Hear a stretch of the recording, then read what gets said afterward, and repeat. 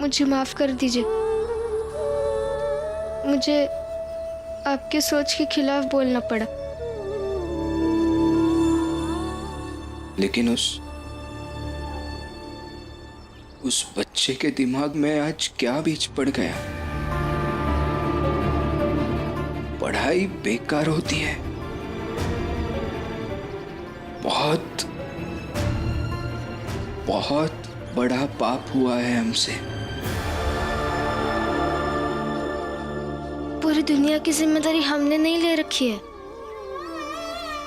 वो बच्चा आपको मिलने से पहले कुछ कर रहा था और इसके बाद भी करेगा। अब वो जाने और उसका परिवार जाने। गलत कह रही हो तुम। जब हमें पता है कि अच्छा क्या है तो पूरी दुनिया को बताना चाहिए। वो करने के लिए प्रेरित करना चाहिए। लेकिन हमने क्या किया आज? चाहे उसमें अपनी जान क्यों ना चली जाए। हाँ,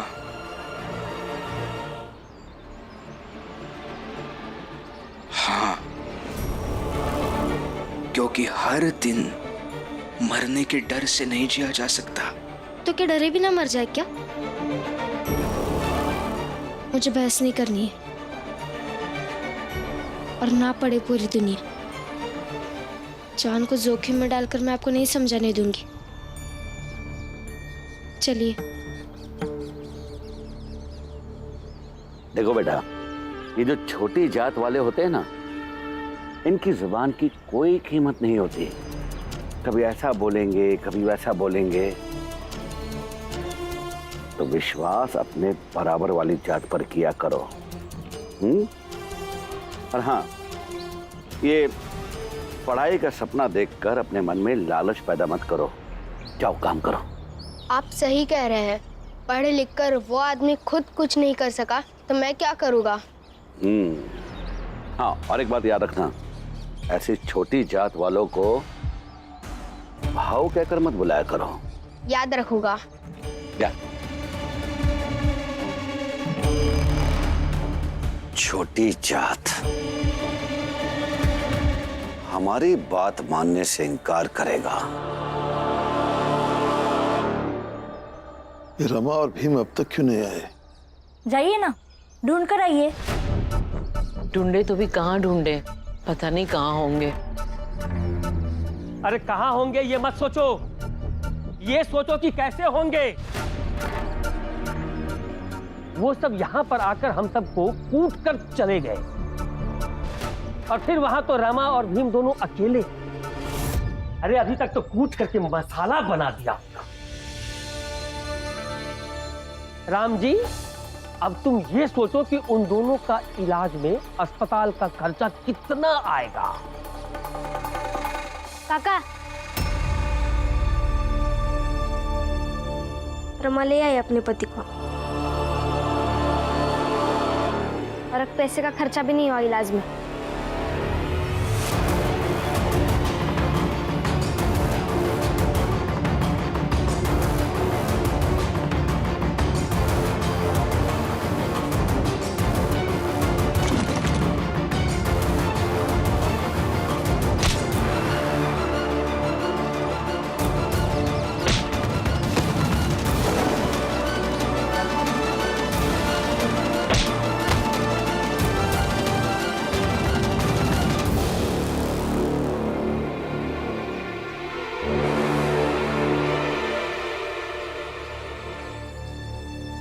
भीम, मुझे पहले ये बताओ, कौन था वो?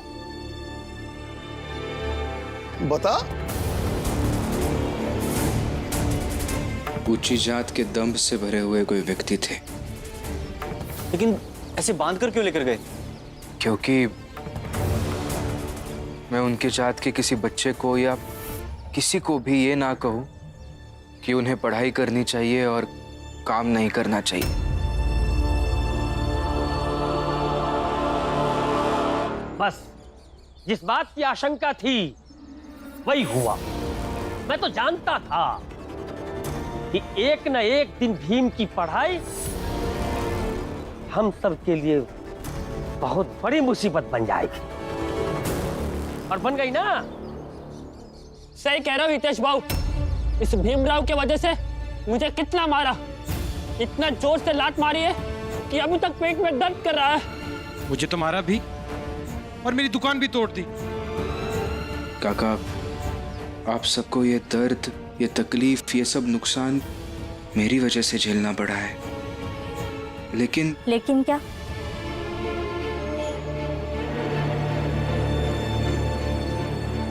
इतना सब होने के बाद भी लेकिन के लिए कोई वजह बाकी है तुम्हारे पास? भीमराव, हम सब यहाँ तुहार भाषण सुने खातिर नहीं खड़े हैं। हम सब यहाँ ये देखे खातिर खड़े हैं कि राम जी हम सबके साथ कैसा न्याय करत है। जब रमाबाई पर कीचड़ उछाला गया था तो राम जी ने कहा कि ये उनके घर का मामला है और हमें चुप करा दिया। लेकिन राम जी, आज ये तुम्हारे घर का मामला नहीं है, ये बात हम सबकी है।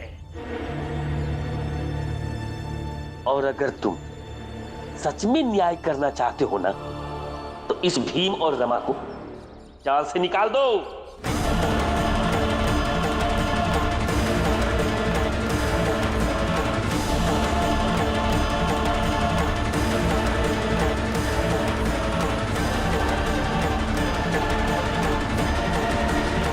लेकिन हितेश, ये फैसला गलत है।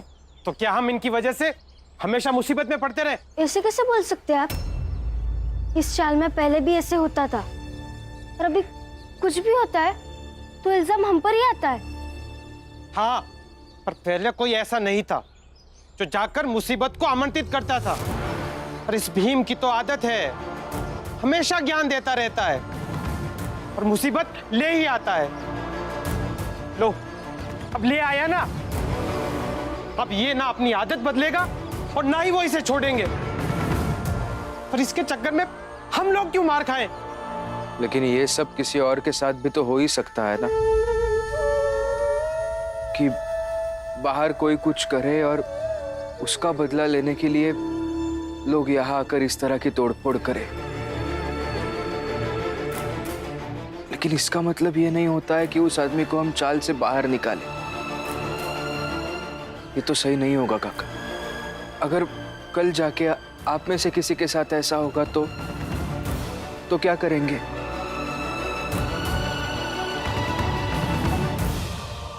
भीम, क्या करेंगे, क्या होगा, ये बात की चीज है। मुझे पहले ये जवाब दो, तुम्हारे यहाँ रहने से इन लोगों को कोई दिक्कत तो नहीं होगी ना? ये भरोसा दे सकते हो? दिक्कत की बात नहीं है बाबा। वो लोग मुझे उठा के लेके गए, वहां वो मनमानी कर रहे थे। उनकी मनमानी का सामना हिम्मत से हो सकता है ना। और अगर हम दोनों गए भी चाल छोड़ के तो क्या होने वाला है उससे? ऐसे भाग जाने से कुछ नहीं होगा। भीम, तुम्हारे बाबा जो पूछ रहे हैं उसका जवाब दो, ज्ञान मत बांटो। जीजाबाई, ये जवाब नहीं देगा। देखो ना कैसे खड़ा है। अरे इसको तो अभी का अभी इस ताल से पार कर दो। मैं देती हूँ भरोसा, ये किसी से कुछ नहीं कहेंगे, चाहे दुनिया में कुछ भी हो जाए, ये बस अपना काम करेंगे। कुछ भी क्या बोल रही हो रमा तू? किसी से कुछ नहीं कहूंगा तो 20 बच्चों को कैसे इकट्ठा करूंगा? कैसे दरोगा के पास लेके जाऊंगा? फैक्ट्री के मालिकों के खिलाफ केस कैसे करूंगा? और शंकर को न्याय कैसे दे पाऊंगा? तो मत कीजिए ये सब, नहीं चाहिए शंकर को न्याय।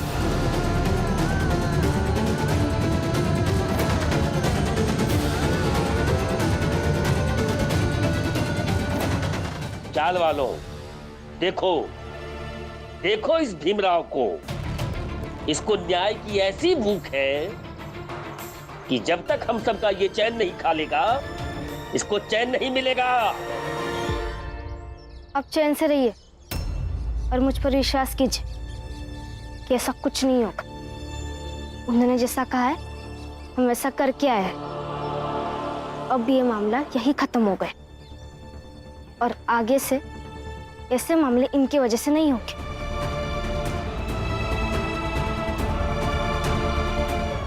चलिए।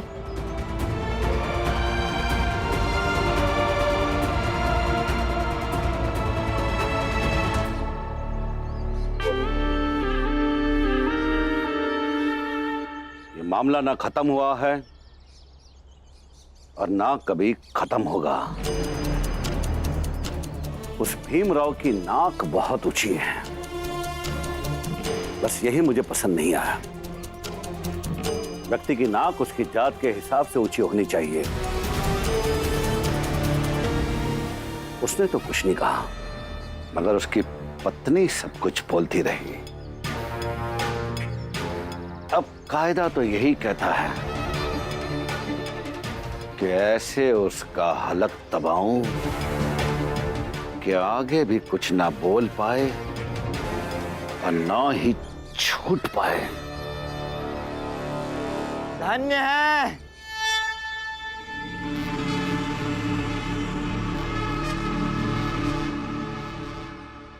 धन्य धन्य धन्य है प्रचंड देव जी। आपको खजाना है जिसे मैं कब से ढूंढ रहा था। आपने जो उस भीमराव के साथ किया ना, उसकी वजह से आपके लिए मेरे दिल में इज्जत बढ़ गई और मैं चाहता हूं कि आपका सम्मान करें।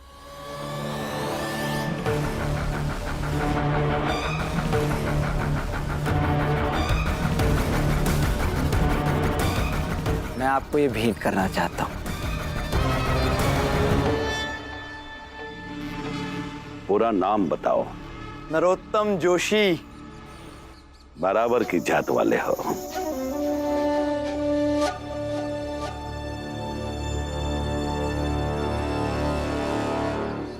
चलो, कम से कम भीम अब बात बात पर ज्ञान बांटना तो बंद करेगा।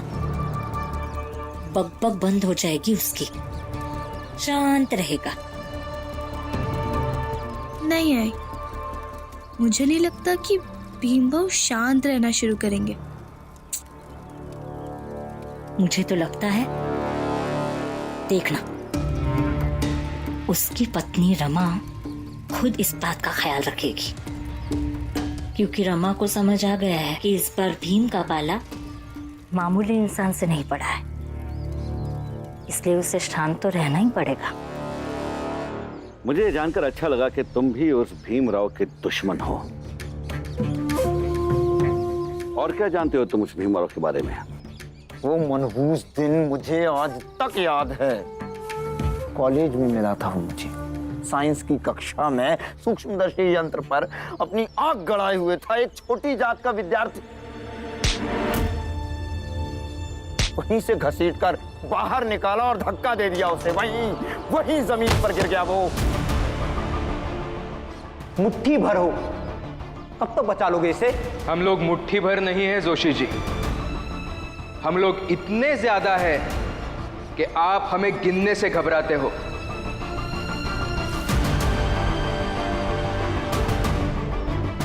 अगर तुम सब यहाँ रहना चाहते हो तो भीमराव और उसके परिवार को यहाँ से निकालो। हम कहीं और नहीं जाएंगे, बल्कि उसी घर में वापस जाएंगे जहां से आपने हमें निकाला था। गवर्नर साहब के आदेशानुसार ये जिस घर में रह रहे थे वहीं रहेंगे। भंगार में किताब कॉपी मतलब रद्दी वो जमा करो। इतने सालों से संघर्ष करके यहाँ तक पहुंचा हूं, एक अधिकारी काम नहीं देंगे तो मेरी औकात नहीं घट जाएगी। उसके बाद बहुत प्रयास किए कि उस भीमराव को बर्बाद कर दूं, उसे मारने तक का प्रयत्न किया। बस ये जहर किसी तरह भोज में भीम के खाने में मिला दो। भीम की यात्रा यहीं तक। सुबह होने से पहले रात अभी बाकी है। चलिए। अरे राम जी। नरोत्तम जोशी, आज नहीं तो सारा नशा उतार दूंगी आपका। परिणाम हमेशा मेरे विपक्ष में आया, हर बार उसका थोड़ा बहुत ही बिगाड़ पाया।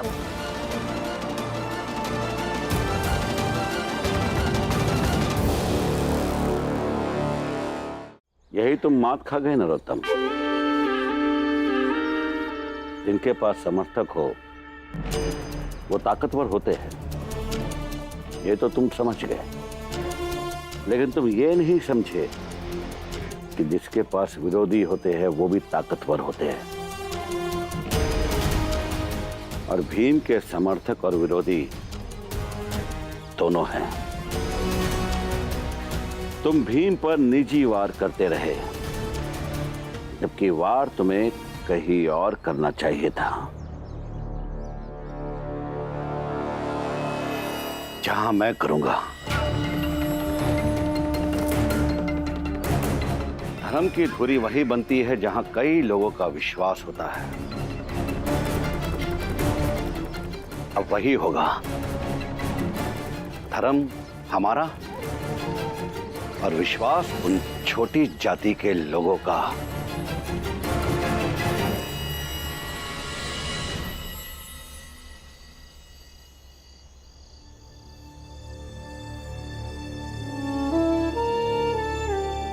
देख बेटा, तुझे जीवन में बहुत बहुत काम करना है, अपनों के लिए नहीं, दूसरों के लिए। आज तक हमारे हक के लिए लड़ाई लड़ी है, आगे भी लड़ना, हमारे समाज को इस नर्क भरी जिंदगी से मुक्ति दिलाना। क्या कहेंगे ये? इनके पास बोलने के लिए कुछ नहीं है। अब पढ़ेंगे लिखेंगे तो कुछ नहीं होगा, आज का खाना भी छूट जाएगा। ये बहुत पढ़े लिखे हैं, लेकिन इन्हें बहुत मुश्किल से काम मिलता है।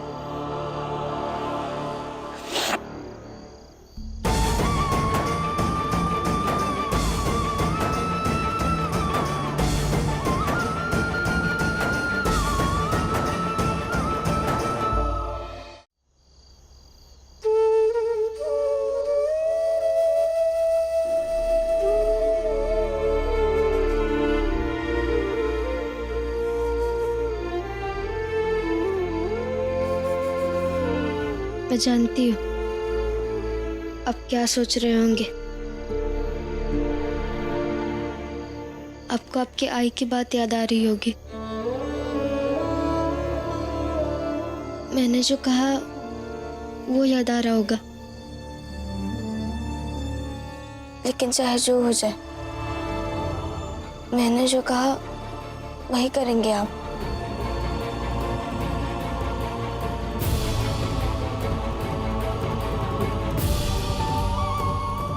भीमराव अंबेडकर पर पूरी दुनिया का हक हो, ये मैं भी चाहती हूँ।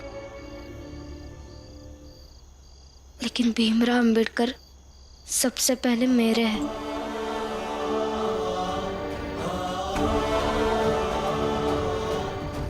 उन्हें कुछ हो जाएगा तो ये रमा जी नहीं पाएगी।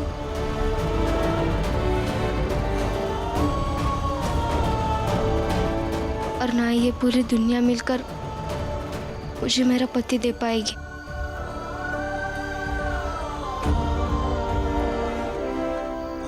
इसलिए बस मेरे लिए आप ये बात मानिए। चोर!